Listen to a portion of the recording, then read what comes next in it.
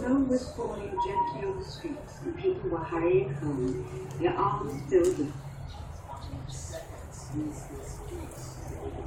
gaily wrapped boxes and paper parcels from toy stores, candy shops and bakeries.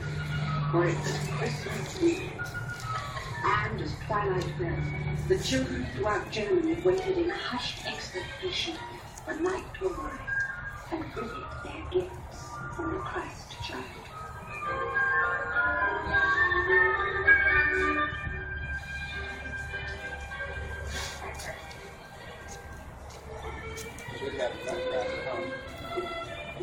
And then you can get the children up. He's playing for a Drosselmeyer. Nutcracker. When is this kid? And Axel Ryan comes in.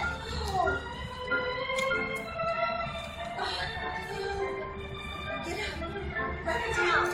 Get up. Run around. And Kathy.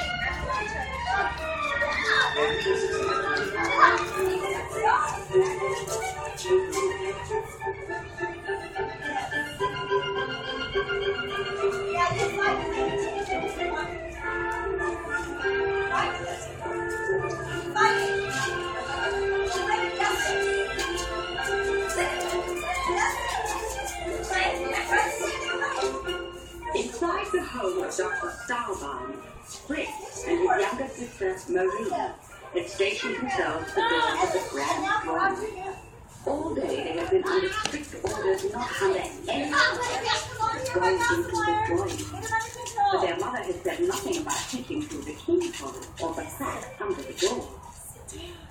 I can see Godpapa Drosselmeyer moving about in there, whispered Fritz, nearly standing on his head. Oh, I wonder what pretty things he's been making for us this time, exclaimed Marie.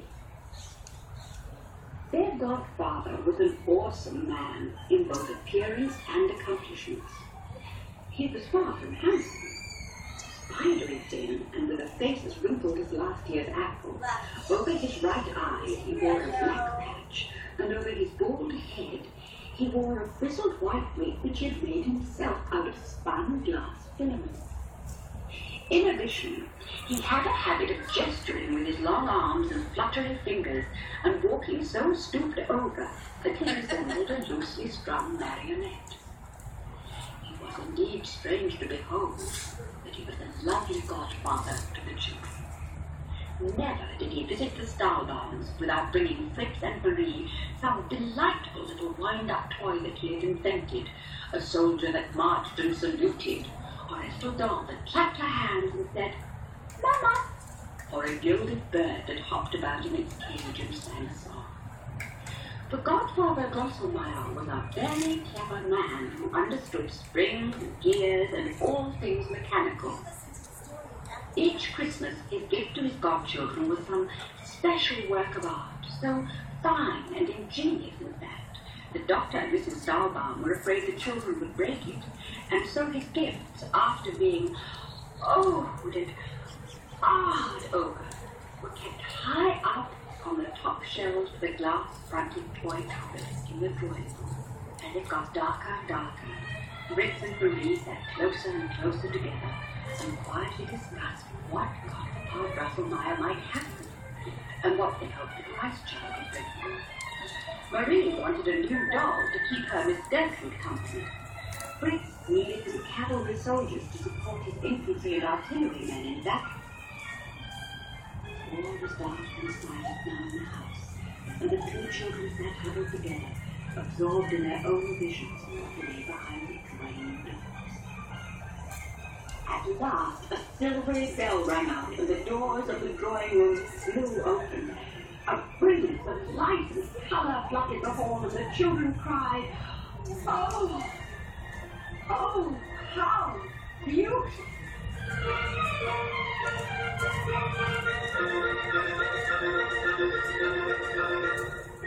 Okay, we're very good.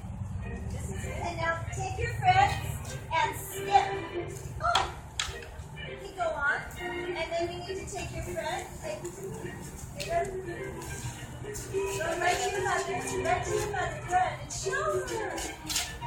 And you run to your mother. The Marie thought was the most magnificent Christmas tree in the world, lit by hundreds of tiny candles that twinkled like stars and made glittering spots of reflected light dance on the sea. Hanging invitingly from the fragrant green branches were all sorts of delicious things to eat. Nuts and apples wrapped in silver foil, sugar plums, and pink and yellow bonbons, star-shaped cookies and gingerbread boys, peppermint canes, and even little toy people made of candy, chocolate soldiers and marzipan ladies and gentlemen, and delicate shepherds and shepherdesses made out of sugar. There were tin trumpets and whistles and pretty glass balls dangling from the tree too, and spread out under it were so many gifts that the children didn't know what to look at first. Marie clapped her hands in delight when she saw a large and beautiful doll, which she immediately christened Miss Claire. And Fritz kicked up his heels and danced like a jumping jack when he spotted an entire squadron of soldiers mounted on white horses. Marie thought her prettiest gift a silk dress with ribbons every colour of the rainbow, while Fritz proclaimed as he galloped round the room that his chestnut horse, its regal head mounted to a long stick, would be very useful in military combat. With so many wonderful gifts, it was some time before the children's excitement wore off. He's giving what Fritz gave.